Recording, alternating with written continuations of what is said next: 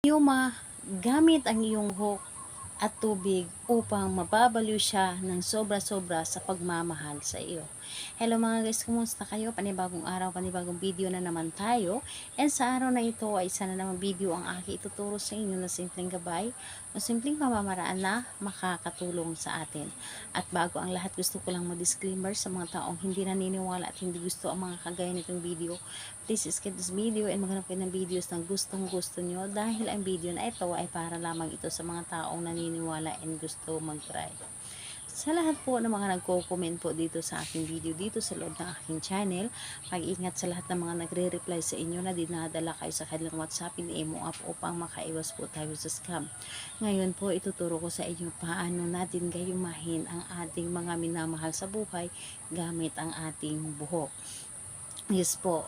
Ang isang gayuma po ay isa ito sa mga ginagamit upang yung mga minamahal natin or partner natin ay mananatili sa atin at hindi tayo gawan or hindi tayo lulukuhin. So, lahat naman tayo ay ayaw natin na lulukuhin tayo ng ating mga partner. And dito po kailan natin dito ang iyong paniniwala dahil kapag gumagawa ka ng isang bagay or isang ritual, kapag hindi ka nagtiwala ay hindi ito gumagana. So dapat po ay buo ang inyong tiwala dito at paniniwala bago mo ito gawin para mas mabilis mo ito mapapagana ang inyong mga ginagawa. Ayun po, kapag alam mo na handa na yung sarili mo or alam mo sa iyong sarili na naniniwala ka sa mga ganito, kailangan mo lamang dito ihanda ang ating dapat na gamitin sa paggawa ng ritual na ito. Ihanda mo dito ang isang baso na may lamang tubig. At yung baso na yon ay kailangan na clear glass po and babasagin ito. Dahil ang babasagin isa ito sa nagbibigay dagdag energy or lakas ng energy sa ating mga ginagawang ritual. At kailangan mo dito ng 3 hibla ng inyong buhok. Yes po, 3 hibla lamang ng inyong buhok. So dapat po ay meron kayong or meron talaga kayong buhok kasi hindi naman natin ma-perfect yung iba na walang buhok. And ayun, kapag ready na ang aking mga naibanggit na ating gagamitin, kailangan mo lamang dito na ihanda ang inyong sarili. So, kapag handa na ang inyong sarili, pwede nyo na itong umpisahan. So, ang gagawin nyo lamang dito ay napakadali at napakasimple lamang. Dito sa isang basong tubig, ilagay mo dito ang 3 hibla ng inyong buhok. So, 3 hibla po ng inyong buhok. At kapag nailagay nyo na dito ang 3 hibla ng inyong buhok, ito ay inyong dadasalan.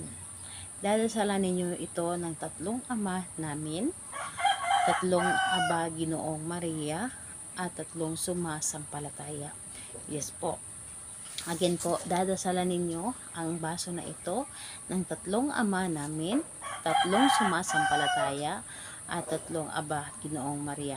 So, sa mga hindi alam ang dasal na ito, pwede po ninyo itong i-search sa Google. Mag-Google po kayo, pwede nyo itong i-search at habang binabasa ninyo ito, dapat po ay hinahawakan ninyo ang baso na ito na dinadasalan. Dapat po ay nagagaling sa inyong puso ang pagdasal nito.